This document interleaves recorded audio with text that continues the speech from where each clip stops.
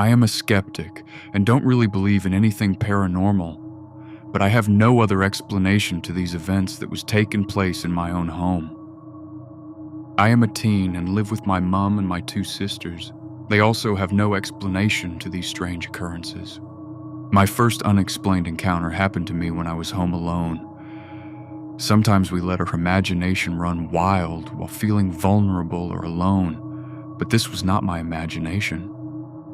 I was watching TV for most of the night until I got a bit drowsy and decided to get a glass of water before bed.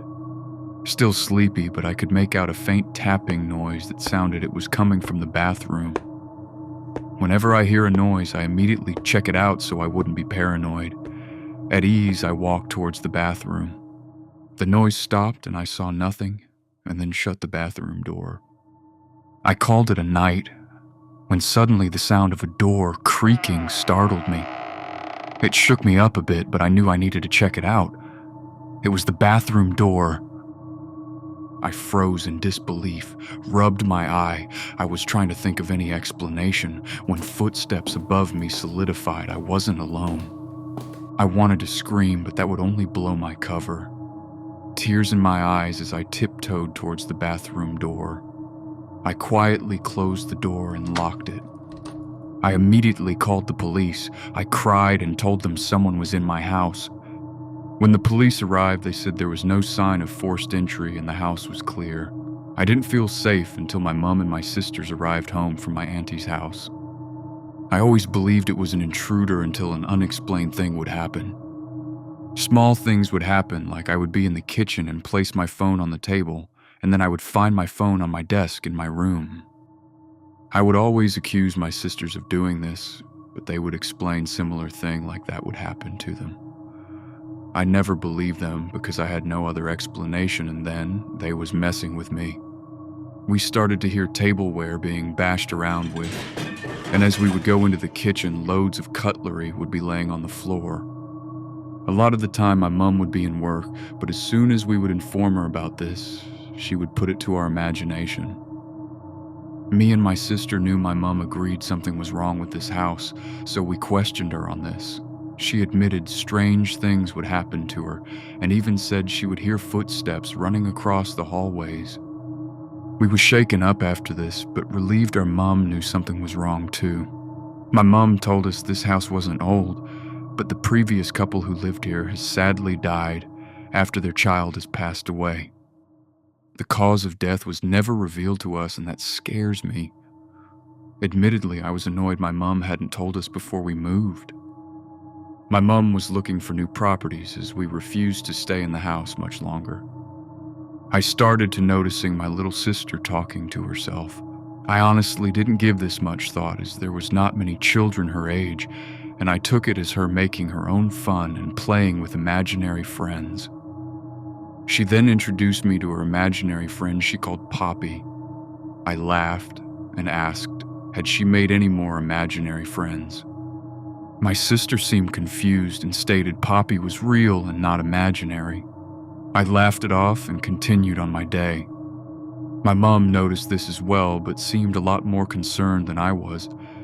My mom questioned my sister and asked, who was she speaking to? My sister replied, Poppy. My mom went white in the face and looked like she was going to throw up. My mom politely excused my sister from the room and explained to me and my older sister that Poppy was the couple's child who died in our home. My stomach knotted and I felt nauseous. I suggested to my mom we should stay at my aunt's house until we find a new home. Around 5 weeks later, we moved to our new home. I feel a lot safer here. I still don't know what to make about the horrifying memories that remain in my head about that house. Writing this only brought back more memories I would like to forget.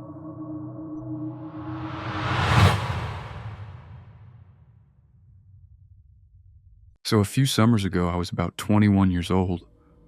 I'm 27 now, so it had to be at least 6 years ago.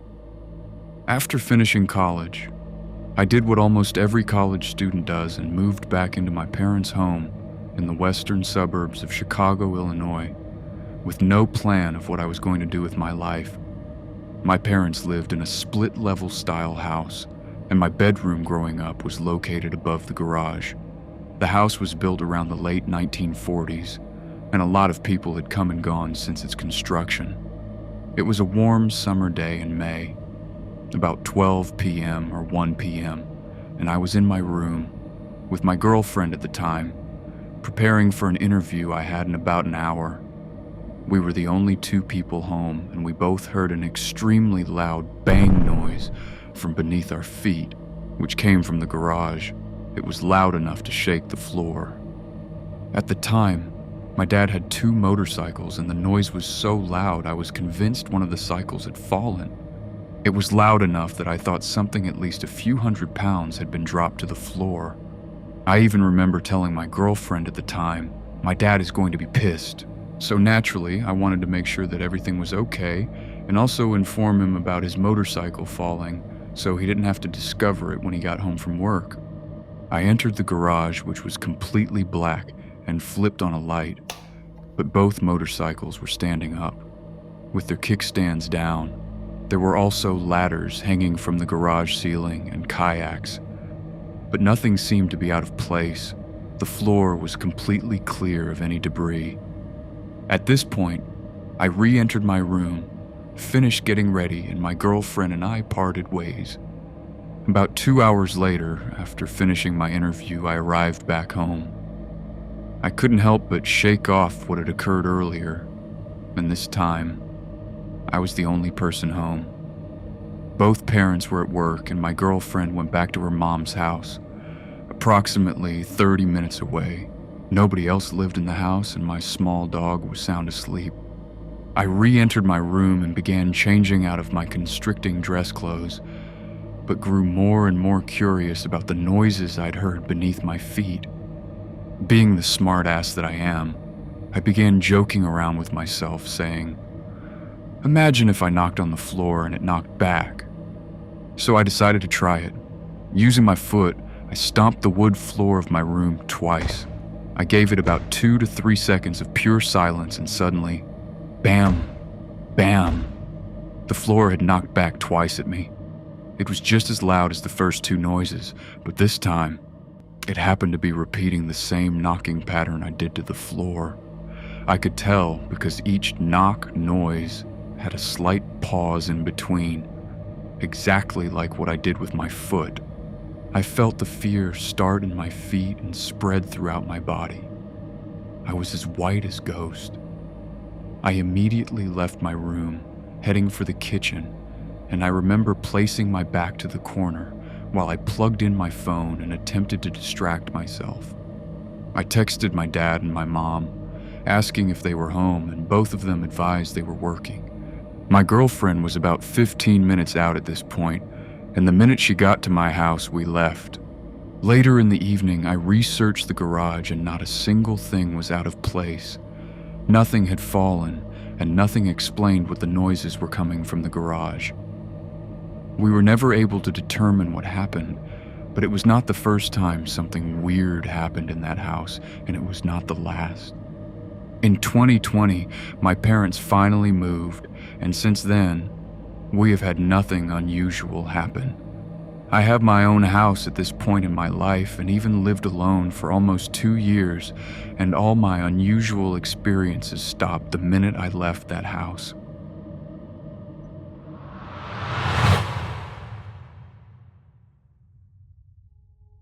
I moved into a house in Indiana a few months ago. It seemed perfect at the time, not too big, not too small, decent price, quiet neighborhood. The moment I walked in and shut the door, though, I felt something was wrong. It was this heavy, uneasy feeling in my chest, like the house didn't want me there. I brushed it off as moving stress and started unpacking. The very first full day, I went into the kitchen and found one of the upper cabinets wide open. I distinctly remembered closing it earlier. I shut it again and thought maybe the latch was loose. The next day, I was in the living room when I heard the cabinet creak open and then shut by itself. I walked in and it was open again. I still kept telling myself it was just an old house thing. That night it got real.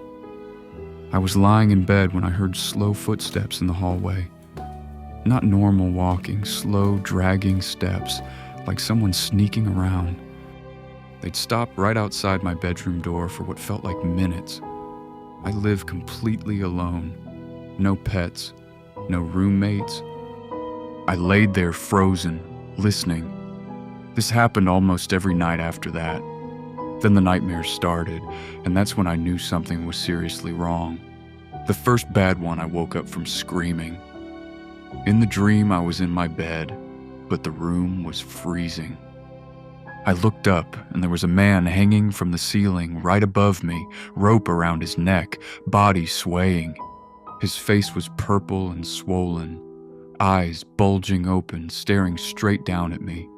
His head slowly turned, even though his neck was clearly broken, and he opened his mouth like he was trying to say my name. I woke up gasping, covered in sweat. After that, the hanging man was in nearly every nightmare. Sometimes he'd be hanging in the hallway when I tried to run. Sometimes in the kitchen, dripping something dark. One of the worst ones, he was hanging inches above my face, rope creaking, black liquid dripping from his mouth onto me. It burned. I couldn't move. His cold, dead fingers brushed my cheek right before I jolted awake. That morning, I had 3 fresh scratches across my chest that weren't there when I went to sleep. I got scared enough that I bought a bunch of wooden crosses and hung them up all over the house. One right above my bed, one by the front door, one in the hallway, one in the kitchen. I'm not even super religious, but I figured it couldn't hurt. It made things worse. A couple nights later, I woke up to a loud thump.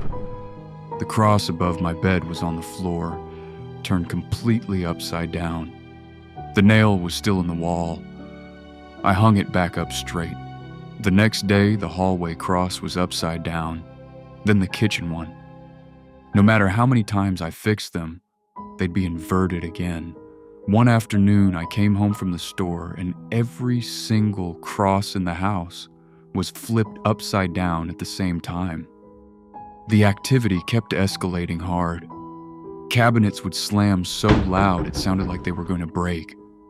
Footsteps followed me from room to room, even during the day. I'd feel ice-cold hands grab my shoulder or brush the back of my neck. The whispers turned into clear voices saying my name and telling me to stay. Sometimes I'd hear laughing, low and nasty, coming from inside the walls. The final straw came one night.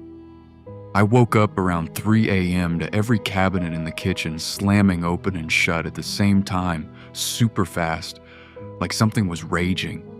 When I got up to check, the hanging man was standing in the hallway, fully visible, rope still around his neck, head tilted at that horrible angle. He wasn't in a dream this time. He took a dragging step toward me. I ran back into my room, locked the door, and didn't come out until daylight. That same morning, I found new scratches all over my arms. I couldn't take it anymore. The fear was constant. I was barely sleeping, jumping at every sound, and I felt like I was losing my mind. 2 days later, I packed up whatever I could as fast as possible, loaded my car, and got the hell out of there. I didn't even clean the place or give proper notice. I just left the keys on the counter and drove away.